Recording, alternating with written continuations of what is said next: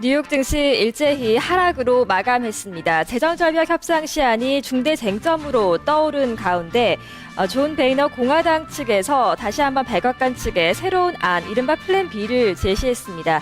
내용을 들여다보면 연소득 100만 달러 미만의 가구에 대해서는 부자에 대한 감세안을 연장하고 그 이상에 대한 가계에 대해서만 세수를 인상하겠다라는 등의 안을 담고 있습니다. 하지만 백악관 측에서 이 안을 거부할 방침인 것으로 전해지면서 시장의 불안함이 잔뜩 실려 있습니다. 간밤에 발표가 됐던 주택 경기 지표 또한 부진했습니다. 11월에 주택 착공 건수가 발표됐는데 지난 10월보다 3% 줄어든 것으로 나타났습니다.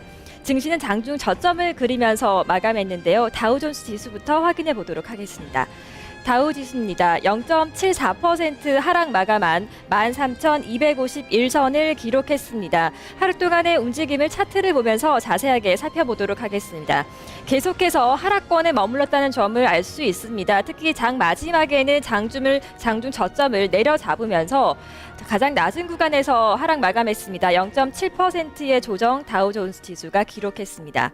업종별 흐름도 부진했습니다. 대부분의 업종이 하락했는데요. 자세한 흐름을 살펴보도록 하겠습니다. 다우존스 지수 업종별 등락입니다. 대부분의 업종이 하락한 가운데 금융주와 경기 민감주가 1%대의 낙폭을 기록했다는 점 확인을 할 수가 있습니다. 주요 종목들의 움직임을 체크해 보도록 하겠습니다. 약세장 속에서도 선전한 종목들을 살펴본다면 유나이티드 테크놀로지가 1%대 강세, 아래쪽으로 인텔과 캐터필러 등의 순으로 상승 마감했습니다. 반면에 하락 마감한 종목입니다. 알코아가 2.9% 정도 밀려난 것으로 현재 집계가 되고 있고 아래쪽으로 제너럴 일렉트릭 역시 2%대 조정입니다. 다우존스 지수 구성하고 있는 특징 종목의 흐름을 자세하게 체크해 보도록 하겠습니다. 김민지 앵커가 전해드립니다. 네, 특징주로 알코아 살펴보도록 하겠습니다. 2% 이상의 하락세를 보이면서 거래가 마감이 됐는데요. 우선 전일 상승에 따른 차익 실현 매물이 출회됐고요. 여기에다가 신용평가사인 무디스 쪽에서 알코아의 등급이 정크 수준으로 강등될 수 있다라고 경고를 했는데요. 이 점 역시 악재로 작용을 했습니다. 최근 낮아지고 있는 알루미늄 가격 때문이었는데요. 다우존스 구성하고 있는 30개 종목 가운데 이 알코아의 하락폭이 가장 두드러졌습니다. 이어서 나스닥 지수의 흐름도 확인해 주시죠. 기술주 중심 나스닥 지수 역시 하락 마감했습니다. 자세한 지수를 확인해 보도록 하겠습니다. 0.33%의 조정 3,044포인트의 나스닥 지수가 종가를 만들어냈습니다. 장중 계속해서 부진한 흐름이었습니다. 장 중반에 상승 전환한 이후의 흐름을 유지하는 듯 했지만 이내 하락으로 돌아섰고 장 마지막에는 저점에서 마감을 했습니다. 0.33%의 조정 나스닥 지수가 기록했습니다. S&P 500 지수도 역시 0.7%대의 낙폭을 기록했습니다. S&P 500 지수 최종 종가는 0.76% 하락한 1,435포인트를 기록했습니다. 하루 동안의 움직임 역시 마찬가지로 계속 부진했습니다. S&P 500 지수 역시 장중 저점을 마지막에 그리면서 마감했습니다. 0.76% 하락 S&P 500 지수가 기록했습니다. 앞서 마감한 유럽 증시는 반면에 상승 마감했습니다. 특히 독일 쪽에서 들려온 경제 지표 호조 소식이 긍정적인 영향을 미쳤습니다. 독일의 12월 기업 환경 지수가 발표됐는데요.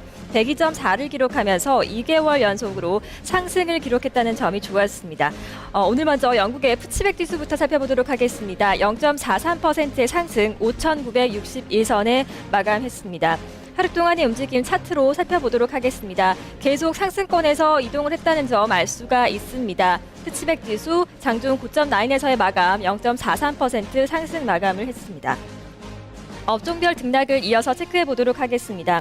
업종별 혼조 양상 띄고 있고 상승이 우세했습니다. 금융주가 2% 넘게 상승 마감했고 아래쪽으로 기술주와 산업업종 역시 2%대의 상승 기록했다는 점 알 수가 있습니다. 주요 종목들의 움직임을 살펴보도록 하겠습니다. 금융주의 움직임이 좋았는데요. 로이즈뱅킹그룹 4%대 강세, 아래쪽으로 바클레이즈가 2%대 강세였고 HSBC 홀딩스 역시 2%대의 상승 기록한 것으로 집계되고 있습니다.